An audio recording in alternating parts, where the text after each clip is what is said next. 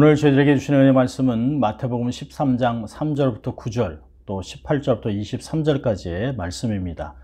거룩한 하나님의 말씀을 봉독해 드릴 때 여러분의 심령과 귀가 은혜를 경험할 수 있길 바랍니다. 하나님 말씀입니다. 예수께서 비유로 여러 가지를 저희에게 말씀하여 가라사대 씨를 뿌리는 자가 뿌리러 나가서 뿌릴새 더러는 길가에 떨어짐에 새들이 와서 먹어버렸고 더러는 흙이 얇은 돌밭에 떨어짐에 흙이 깊지 아니하므로 곧 싹이 나오나 해가 돋은 후에 터져서 뿌리가 없으므로 말랐고 더러는 가시떨기 위에 떨어짐에 가시가 자라서 기운을 막았고 더러는 좋은 땅에 떨어짐에 혹 100배 혹 60배 혹 30배의 결실을 하였느니라. 귀 있는 자는 들을지니라 하시니라. 18절입니다. 그런즉 씨 뿌리는 비유를 들으라. 아무나 천국 말씀을 듣고 깨닫지 못할 때는 악한 자가 와서 그 마음에 뿌린 것을 빼앗나니 이는 곧 길가에 뿌리온 자요. 돌밭에 뿌리었다는 것은 말씀을 듣고 즉시 기쁨으로 받되 그 속에 뿌리가 없어 잠시 견디다가 말씀을 인하여 환난이나 핍박이 일어날 때에는 곧 넘어지는 자요. 가시떨기에 뿌리었다는 것은 말씀을 들으나 세상의 염려와 재리의 유혹에 말씀이 막혀 결실치 못하는 자요. 좋은 땅에 뿌리었다는 것은 말씀을 듣고 깨닫는 자니 결실하여 혹 100배 혹 60배 혹 30배가 되느니라 하시더라. 아멘. 하나님 말씀이었습니다. 제가 어릴 때 저희 큰 고모부 고모님이 장원에서 농사를 지으셨습니다. 방학이 되면 서울에 살던 저희 형제들은 마장동에 있는 시외버스에서 버스를 타고 장원에서 내려서 몇 주씩 고모부 댁에서 거하면서 사촌들과 함께 들과 산을 뛰어다니곤 했습니다. 서울에서 온 조카 개구장이들을 맡아 몇 주씩 돌봐주신 고모부 고모부가 얼마나 감사한지 모릅니다. 참 그립고 고마운 분들입니다. 한 번은 겨울방학에 저희가 대청마루에 이렇게 걸어서 말려놓은 옥수수를 보았습니다. 그래서 저희가 고모, 이 옥수수 알이 굵은데 우리 삶아 먹으면 안 돼요? 라고 했더니 고모가 깜짝 놀라시면서 이렇게 말씀하십니다. 이놈들아, 이것은 내년에 쓸 종자요. 이것 먹으면 내년에 농사는 없는 거예요, 이놈들아. 라고 하셨습니다. 그럼 농부는 아무리 어려워도 다음에 농사를 위하여 종자 씨를 먹지 않습니다. 자, 그런데 최고의 씨를 준비했어도 땅이 준비되지 않는다면, 땅을 일구지 않는다면, 거름을 주지 않는다면 그해 농사는 별로 시원치 않다고 하셨습니다. 그래서 시간을 내서 밭을 관리하십니다. 잡초도 솎아내고 돌도 뽑아내고 이것저것에 구멍을 뚫고 돌아다니는 들쥐와 두더지를 잡기 위해 덫을 놓기도 하셨습니다. 땅을 비옥하게 하기 위해서 밭에 불을 놓기도 하셨습니다. 농사는 서울에서 온 촌놈들인 저희들에게는 모든 것이 신기하게만 보였습니다. 자, 오늘 본문 배경을 좀 보려고 합니다. 본문은 그날 예수님은 가버나움 집에 계시다가 갈릴리 호수로 나가셨는데 큰 무리가 모였습니다. 사람들이 많이 모여들자 예수님은 배에 올라타셔서 가르치고 또 많은 사람들은 호숫가 주변에 서서 말씀을 들었다라고 이야기합니다. 여러분, 지난 2주 동안 저희들이 마태복음 12장을 보면서 예수님이 이적을 많이 행하니까 수많은 사람들이 깜짝 놀라고 하나님께 영광을 돌리고 또 감사했지만, 그리고 많은 사람이 예수님의 말씀을 단마음으로 들었습니다. 그러나 바리새인들과 서기관들은 시기함으로 예수님을 정죄하고 귀신을 쫓아내서 자유롭게 한 사람의 역사를 보고도 귀신 들렸다, 왕귀신이 들렸다라고 비방을 했습니다. 그러자 지난주에 마쳤던 12장 46절부터 50절까지를 보면 예수님의 가족이 예수님이 귀신 들렸다 하는 비방을 듣고 예수를 데리러 옵니다. 그리고 밖에서 예수님을 찾습니다. 그런데 예수님은 자기를 찾는 이야기를 듣고도 오히려 이렇게 48절부터 50절까지 말씀합니다. 누가 내 모친이며 내 동생들이냐 하시고 손을 내밀어 제자들을 가리켜 가라사대 나의 모친과 나의 동생들을 보라. 누구든지 하늘에 계신 내 아버지의 뜻대로 하는 자가 내 형제요 자매요 모친이라 하시더라. 예수님은 육신의 가정을 이루기 위해 오신 분이 아닙니다. 예수님은 하나님의 뜻을 행하는 믿음의 가정, 하나님 나라의 백성을 이 땅에 세우러 오셨습니다. 비록 수많은 무리가 구경꾼같이 예수님의 기적을 보고 말씀을 듣고 많이 쫓아오지만 그 뒤에 하나님의 나라에 대한, 하나님의 뜻에 대한 이해함이 없는 것을 주님이 아셨습니다. 그래서 그런 이들에게 예수님은 하나님의 나라를 설명하기 위하여 마태복음 13장 전체에서 7가지 비유를 들어 가르치십니다.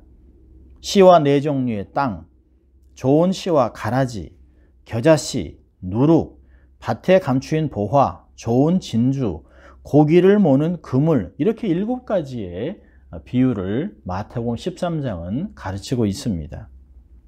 오늘은 예수님의 비유 6번째 말씀입니다. 씨와 네 종류의 땅이란 말씀을 오늘을 받으려고 합니다. 일반적으로 씨 뿌리는 자의 비유라고 잘 알고 있지만 저는 씨와 네 종류의 땅이란 제목으로 말씀을 나누려고 합니다. 오늘 비유에는 길가, 돌밭, 가시밭, 좋은 땅, 이게 4종류의 다른 땅이 등장합니다. 예수님 당시에는 비옥한 땅인 이스라엘 평야는 로마 정부가 차지했습니다. 그래서 일반 농부들은 중부 지역에 있는 중부 산지를 계단식으로 개간해서 테라스를 만들어서 농사를 지었는데요. 벼농사가 아닌 밭입니다. 이렇게 테라스를 만들었기 때문에 4종류의 땅이 생겼습니다. 예수님 말씀을 듣는 청중들은 이것을 늘 보고 또 잘 아는 익숙한 이야기입니다. 근데 이 익숙한 이야기를 하신 후에 예수님은 9절에 비유를 말씀하신 후에 귀 있는 자는 들으라 라고 하는 말을 붙였습니다. 그저 쉬운 이야기는 아니라고 하시는 것이죠.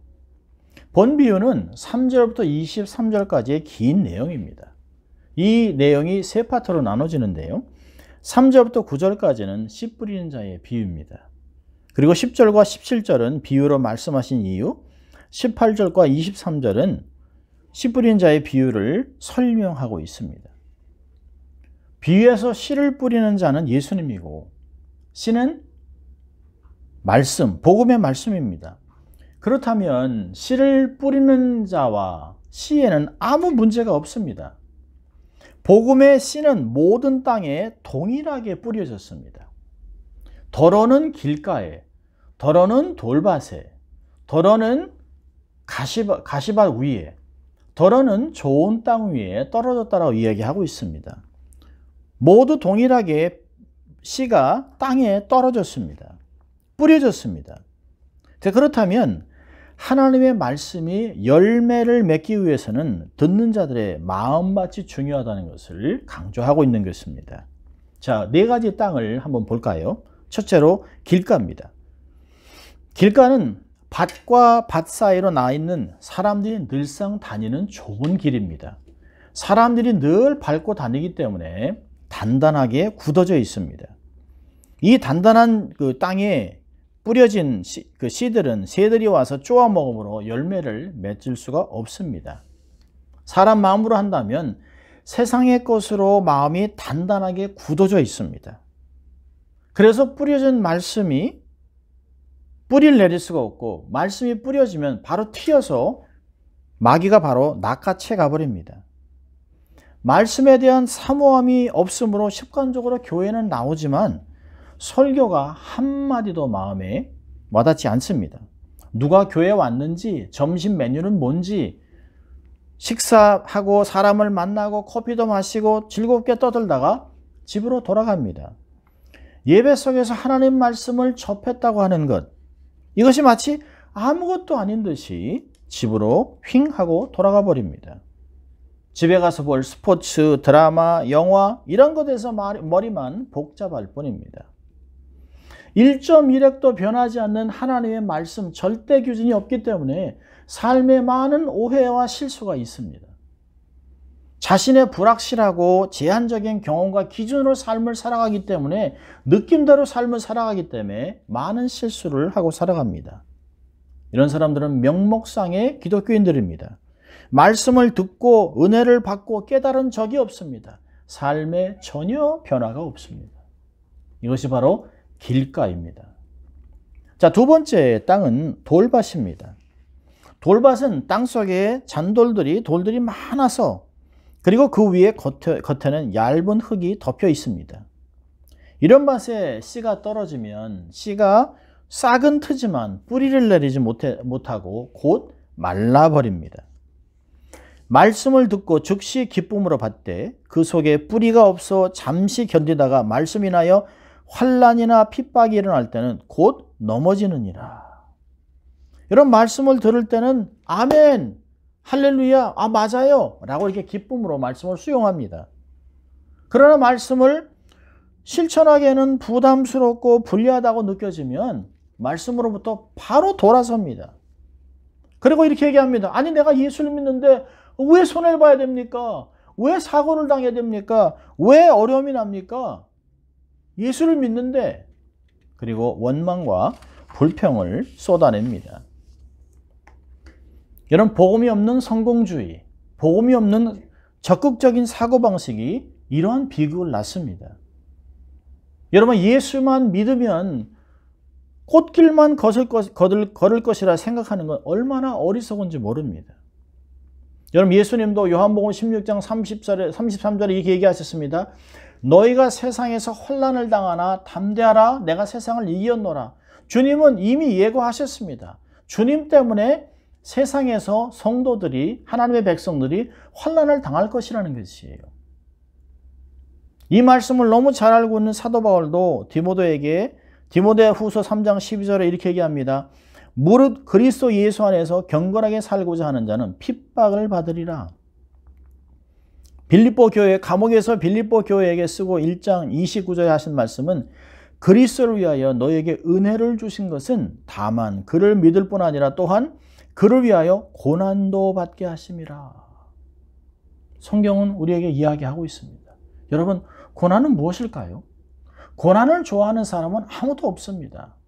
그러나 고난은 우리의 신앙을 검증하는 도구입니다. 이 고난 때문에 우리의 삶에 있는 불순물이 제거됩니다. 이 고난의 테스트를 통과해야만 다음 단계로 성장해서 올라갈 수 있습니다. 진급할수록 시험의 난이도가 높아집니다. 마치 초등학생의 시험과 고등학생의 시험이 다른 것 같습니다. 그러나 고난은 믿음의 수준만큼 오는 것입니다. 우리가 감당하지 못할 시험은 하나님이 허락하지 않습니다.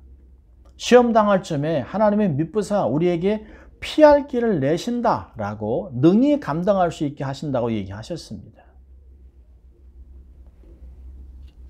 자, 세 번째 땅은 가시밭입니다.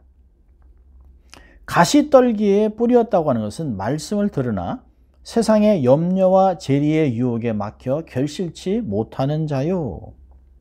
여러분, 이 사람은 말씀을 늘 듣습니다. 이 말씀을 들으나, 계속적으로 들으나, 그런데 마음을 열고 적극적으로 받아들이지 않기 때문에 믿음이 자라지 못합니다. 여러분, 외부에서 오는 쿵 하는 환난은 나름 견뎌냅니다. 문제는 믿음이 없기 때문에 마음에서 염려와 걱정이 끊이지 않습니다. 이러다가 죽는 거 아니야? 이러다 사고 나지 않을까? 이러다 암 생기는 거 아닌가? 이러다가 내일은? 다음 주, 다을은? 모레는? 이 코로나도 이게 다 죽는 거 아닌가? 이런 걱정에 걱정을 낳습니다. 또 한편으로는 신앙생활을 하면서도 세상의 성공에 관심이 많습니다. 나름 떵떵거리며 살고 싶어 합니다. 세상의 모든 것을 다 누리고 싶어 합니다. 성공하고 싶어 합니다. 예수님은 산상수훈에서 이런 자들에게 경고하셨습니다. 한 사람이 두 주인을 섬길 수 없다. 하나님과 재물을 겸하여 섬길 수 없다라고 마태복음 6장 24절은 이야기합니다. 야고보 사도는 이런 사람들을 두 마음을 품은 자들이라고 이야기하고 있습니다. 여러분, 영원하지 않은 것에 집착하지 말아야 합니다.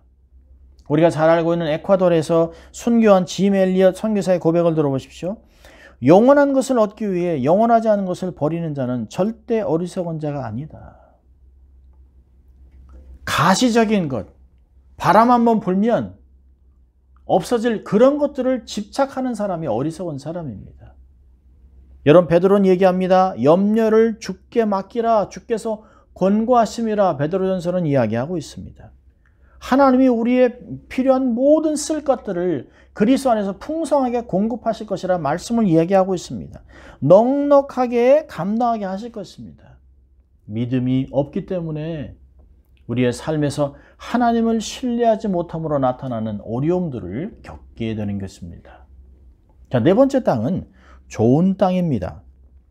좋은 땅에 뿌려진 씨앗만 100배, 60배, 30배의 열매를 맺는다고 합니다. 여러분, 이런 소출량은 이스라엘 토양에서 평균 10배의 수확을 거두는 것을 감안할 때 대단한 수확입니다. 풍년입니다. 풍작입니다. 여러분, 게네사렛 평야를 끼고 살던 갈릴리 사람들은 예수님의 비유 속에 나오는 좋은 땅의 의미를 너무 잘 알고 있습니다. 게네사렛 평야의 토양은 농부들에게 최대한 40배의 수확을 안겨주는 것입니다.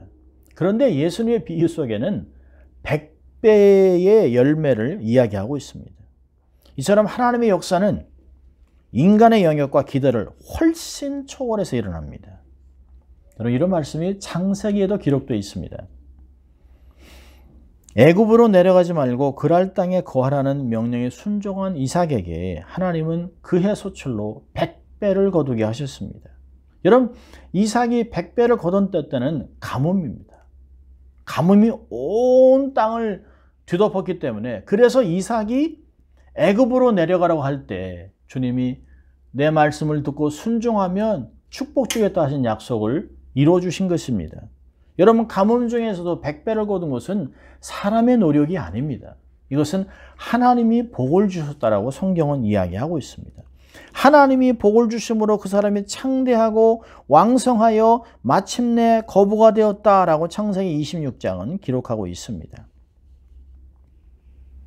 여러분, 좋은 땅에 대해서 누가복음 8장 15절을 비교해 보면 이렇게 얘기합니다.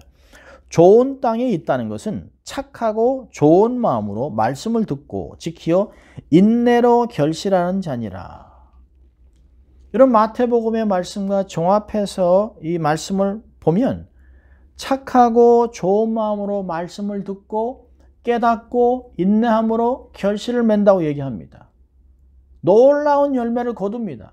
그러면 은혜가 있고 감사해서 더욱 말씀을 사모하고, 그래서 이런 선순환이 반복해서 일어난다는 것입니다. 복을 누리는 인생이 되는 것이 바로 좋은 땅의 비유입니다.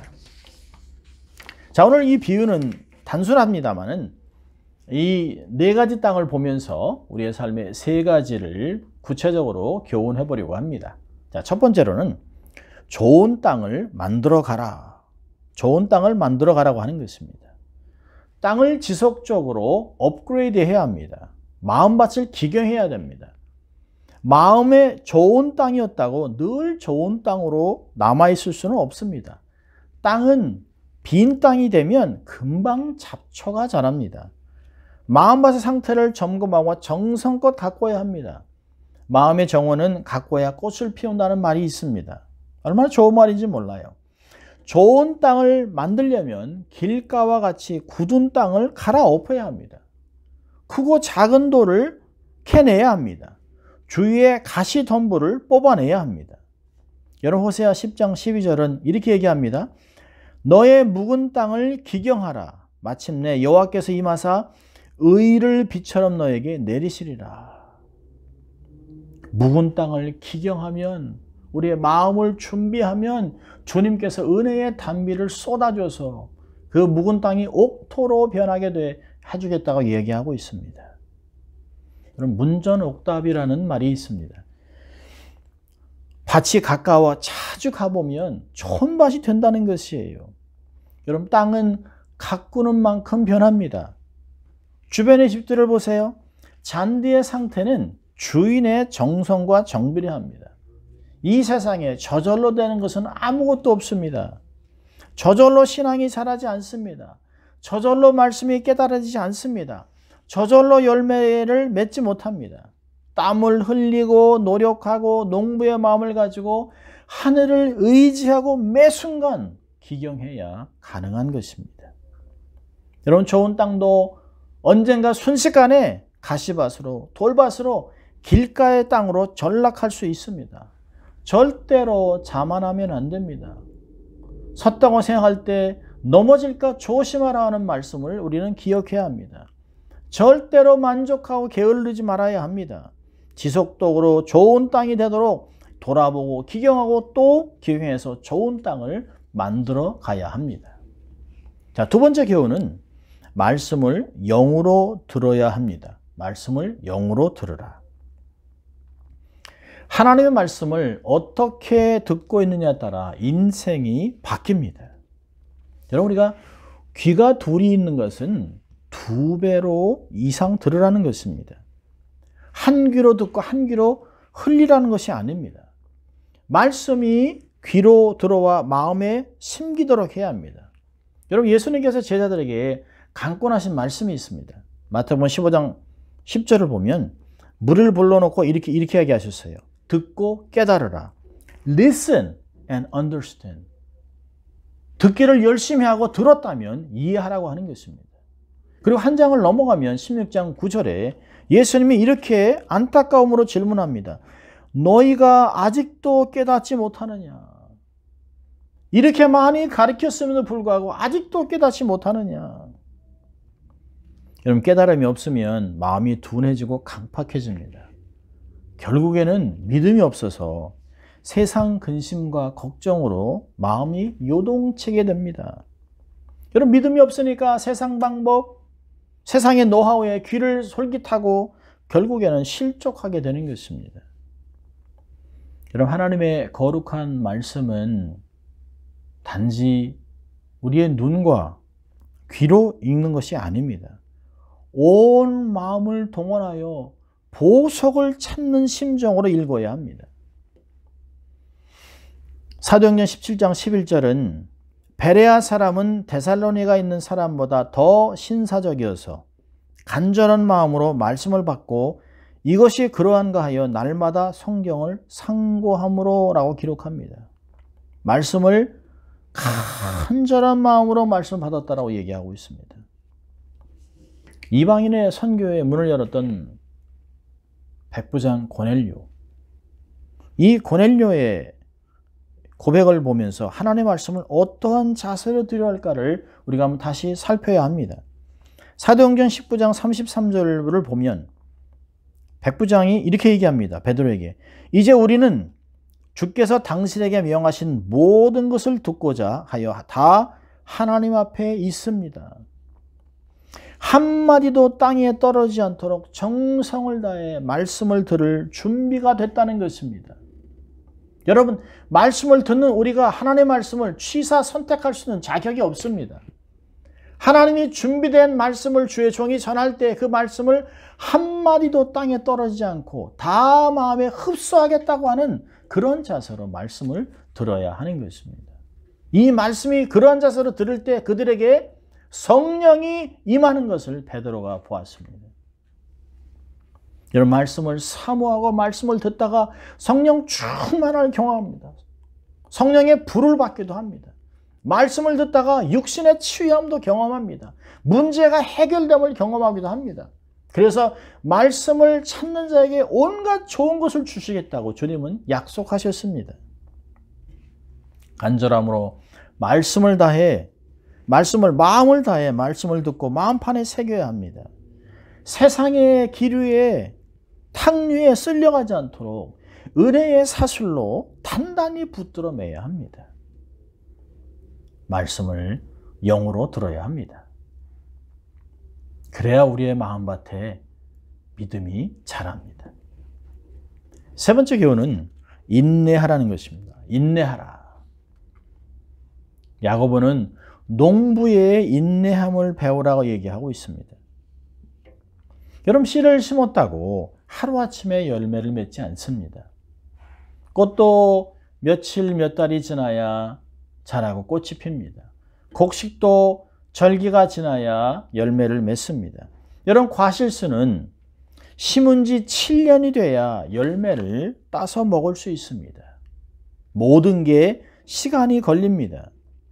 말씀을 듣고 순종하며 인내함으로 하나님의 뜻을 행하면 반드시 때가 되면 열매를 거두게 됩니다.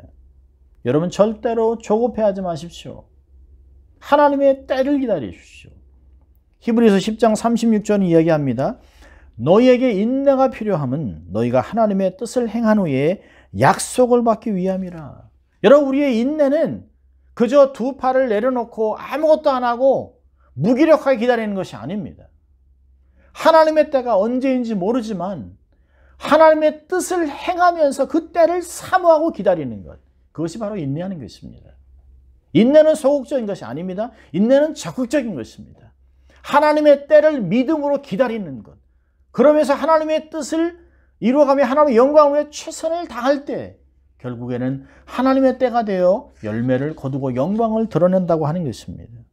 우리 하나님의 때를, 하나님의 시간을 기다려야 합니다. 여러분, 물을 주고 잡초를 뽑고 밭을 돌보는 것은 열매를 맺을 때까지 반복되는 것입니다. 지루할 수도 있습니다. 귀찮아 보이기도 합니다. 힘들 수도 있습니다. 아, 또 해야 되나? 이걸 또 반복해요? 아, 이거 몇 번을 해야 돼요? 며칠, 몇 년을 해야 됩니까? 농부는 추수의 소망을 갖고 애를 씁니다. 여러분, 세상에 쉬운 길은 없습니다. 신앙에는 왕도가 없습니다. 한 번 잘 드린 예배가 평생 갑니까? 아닙니다. 절대 그렇지 않습니다. 그럴 수 없습니다. 반복하고 또 반복해야 됩니다. 세상에서 최고의 교육은 반복입니다. 주님이 됐다 할 때까지, 주님이 이제 그만 본향으로 돌아가라, 그때까지 우리는 최선을 다해, 농심을 가지고 최선을 다해 사역을 해야 합니다. 우리의 신앙은 멈춤 없이 전진해야 합니다. 그 시간이 하루가 될지 1년이 될지 10년이 될지는 아무도 모르고 주님만 아십니다. 여러분, 아브라함과 사라는 약속의 아들을 낳을 때까지 25년의 세월이 흘렀습니다. 여러분, 요셉은 자기에게 주신 꿈이 성취될 때까지 13년 동안 노예로 감옥에서 어려움을 겪었습니다. 여러분, 다윗은 왕으로 기름부음을 받은 후에 13년 동안 나라의 국운을 좌우할 수 있는 놀라운 일을, 골리앗을 무너뜨리고 나라를 세웠음에도 불구하고 자기의 장인인 사울로부터 쫓겨다니며 광야에서 이슬을 먹고 잠을 잔 지가 13년의 세월이 지난 후에 그제서야 그가 왕으로 등극하게 됩니다. 이들이 삶을 포기했다면 절대로 이루어지지 않습니다. 시편 126편 5절과 6절은 이렇게 얘기합니다. 눈물을 흘리며 씨를 뿌리는 자는 기쁨으로 거두리로다. 울며 씨를 뿌리러 나가는 자는 정령 기쁨으로 그 단을 가지고 돌아오리라. 눈물이 나도 씨를 뿌려야 합니다.